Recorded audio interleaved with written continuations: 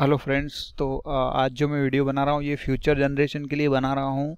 Future में जब 2030, 2025 या और 2050 में भी जब लोग देखेंगे तो लोगों को पता चलेगा कि कोरोना वायरस कैसा हुआ था आज 2020 में ये कैसे फैला था, क्या स्थिति थी, क्या परिस्थिति थी।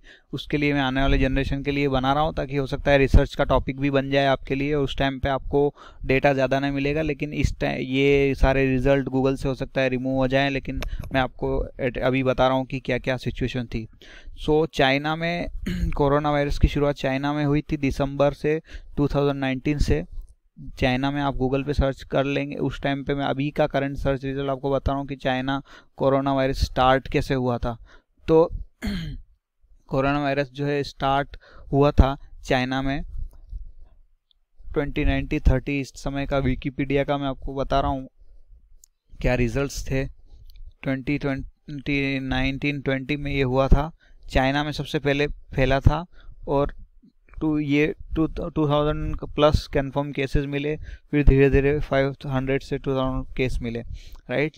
धीरे धीरे ये इंडिया से लेके हर एरिया में फैल गया था। अमेरिका, इटली सबसे ज़्यादा इसने प्रभावित किया था इटली को। और धीरे धीरे 1-2-3 महीने बाद दिसंबर में शुरू हुआ था, फरवरी मार्च के अंदर सबसे बड़ा अमेरिका इसका सबसे ज़्यादा अफेक्टेड बन गया था क्योंकि उसने लॉकडाउन नहीं किया था। या अभी तक अमेरिका ने लॉकडाउन का मतलब ये थे कि सब बंद कर देने का। इंडिया में क्या हुआ था कि इंडिया में लॉकडाउन शुरू हो गया था और वो लॉकडाउन शुरू हो गया, आपको मैं सर्च रिजल्ट दिखाता हूँ। तो इंडिया में लॉकडाउन शुरू हो गया था 3 मई तक एक्सटेंड हो गया था और ये जो है 21-22 मार्च से लॉकडाउन शुरू हो गया था। यहाँ पे देखिए मैं आपको बताता हूँ सर्च करके कब स्टार्ट हुआ था। तो 25 मार्च से ऑलमोस्ट ये स्टार्ट हो गया था और 3 मई तक चलता रहा। और इसके बीच में क्या हुआ था कि वुहान और ये शहर जो है चाइना ने 1 महीने 2 महीने के अंदर इसको काबू पा लिया था, पता नहीं राम जाने कैसे। बट उसके बाद जो है वुहान ने वापस अपना, चाइना का जो सबसे बड़ा एपी सेंटर था वुहान, जहाँ से शुरुआत हुई थी उसकी, उसने अपने मार्केट और सब इकोनॉमी स्टार्ट कर दी थी। वापस से इकोनॉमी स्टार्ट हो गई थी उसकी। और फिर इकोनॉमी स्टार्ट होने के बाद जो है सारे देश परेशान थे। अमेरिका सबसे बड़ा देश, अभी 2020 में सबसे बड़ा और ताकतवर देश अमेरिका था, और लेकिन अमेरिका सबसे ज़्यादा प्रभावित हो गया था इसकी चपेट में। और चाइना और इंडिया ही 2 ही ऐसे देश थे जो कम प्रभावित हुए थे सबसे ज़्यादा, राइट। सबसे ज़्यादा कम प्रभावित हुए थे सबसे। अब इस समय का मैं ट्विटर दिखाता हूँ आपको। तो इस समय के ट्विटर पे भी सिर्फ गवर्नमेंट्स जो है सारी, कुछ गवर्नमेंट्स ने इसको यूज़ किया था रोकने के लिए, लॉकडाउन किए थे, और कुछ गवर्नमेंट्स ने आज भी अपनी लॉकडाउन नहीं की थी। इस टाइम पे इंडिया में 2 पार्टी होती थी, कांग्रेस बीजेपी, और आम आदमी पार्टी, और ये सारी अदर पार्टियाँ थी। पर ये दोनों पार्टी मेनली इसमें अभी भी इसमें लोग लड़ने में ही लगे हुए थे, राइट। आप जैसे मैं बीजेपी का दिखाऊंगा, बीजेपी वाले अपनी बताने में लगे हुए थे कि क्या है, भी कैसे कर रहे हैं, ये कंट्रोल कैसे करना चाह रहे हैं। नरेंद्र मोदी इस टाइम पे प्राइम मिनिस्टर थे 2020 में। और कांग्रेस जो है वो कांग्रेस अपने हिसाब से ही इसको हैंडल करने, कांग्रेस ऑब्वियसली विपक्ष में रही है हमेशा, हर विपक्ष की यही जवाबदारी है। तो विपक्ष के राहुल गांधी थे, ये सब लोगों ने अपने अपने, ये बस विपक्ष का विरोध करने में ही सब लोग जमे हुए थे, सब अपने अपनी दाल गलाने में यहाँ पे जमे हुए थे। और आम आदमी परेशान हो रहे थे। इस वर्ग में देखेंगे तो मजदूर और वो सब जो है रेलवे स्टेशन पे और जगह जगह इकट्ठा होके जो है मजदूर परेशान हो रहे थे।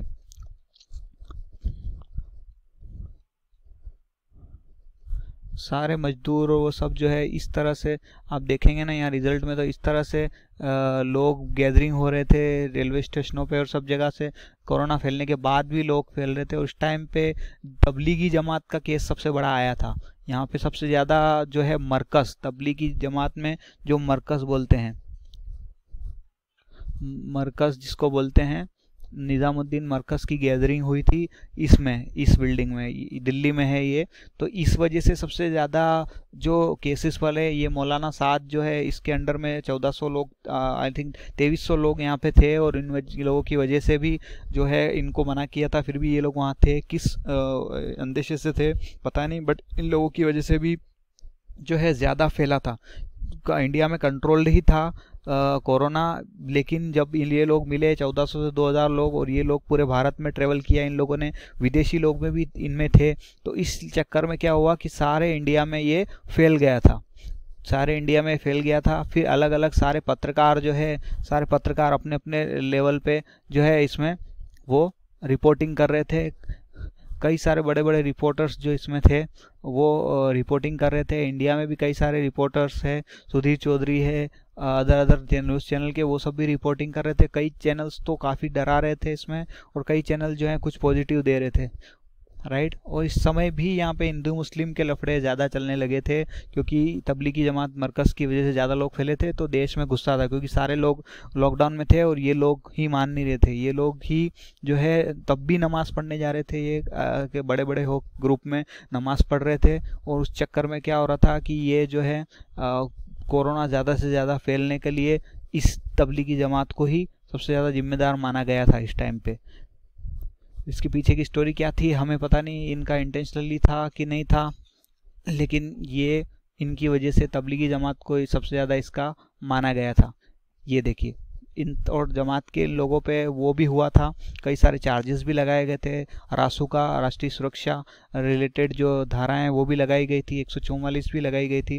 तो इस टाइम पे जो कुल मिला के मेरा कहने का मतलब ये है कि 2020 की मैं बात कर रहा हूँ आपको, अप्रैल की। तो अप्रैल की 2020 में सारे लोग जो है लॉकडाउन में पड़े हुए थे, मैं भी लॉकडाउन में, हम सब लॉकडाउन में थे।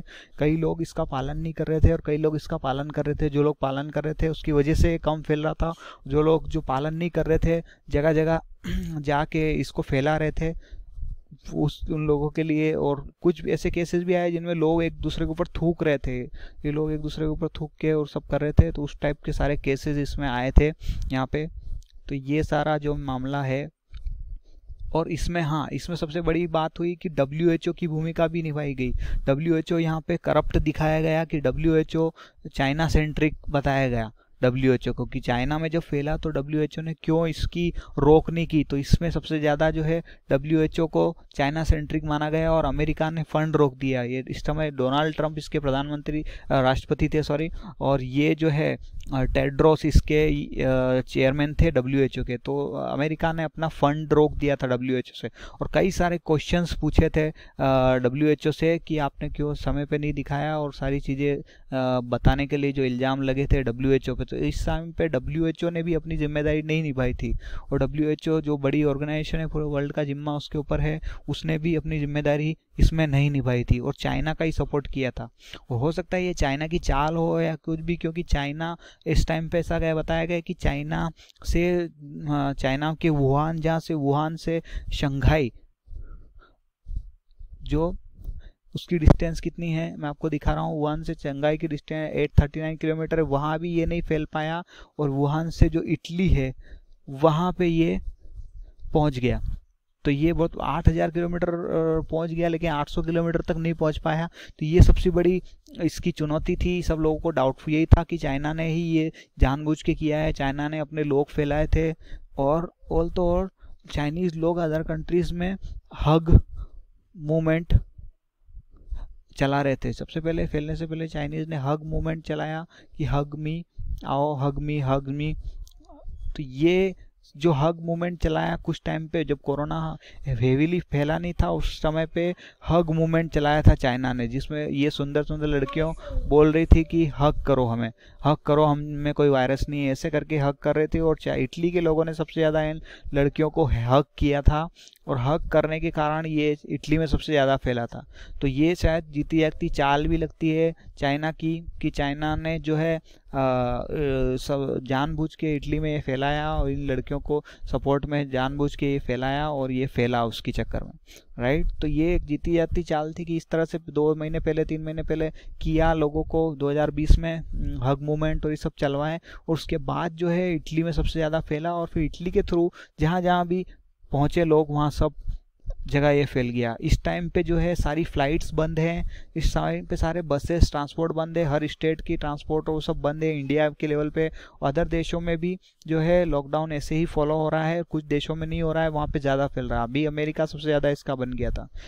तो इन शॉर्ट मैं आपको यही कहना चाहता हूँ कि ये 2020 की सबसे बड़ी महामारी है जो फैली यहाँ पे, और इसमें चाइना को सबसे बड़ा जिम्मेदार बताया गया, और सबसे ज़्यादा प्रभावित इसमें इटली और अमेरिका हुए, और सबसे ज़्यादा तो अमेरिका हुआ, इटली को भी पीछे छोड़ के अमेरिका सबसे ज़्यादा प्रभावित हुआ और अमेरिका का सबसे ज़्यादा नुकसान हुआ। तो ये भी विश्लेषण किया गया कि शायद अमेरिका को हराने के लिए, वार में तो हरा नहीं सकता था क्योंकि इस टाइम अमेरिका के पास सबसे ज़्यादा हथियार थे, तो वो वार से नहीं हरा सकता था, तो उसको बायोकेमिकल और ये बायो वेपन से चाइना ने हराया और इसकी इकोनॉमी डाउन की।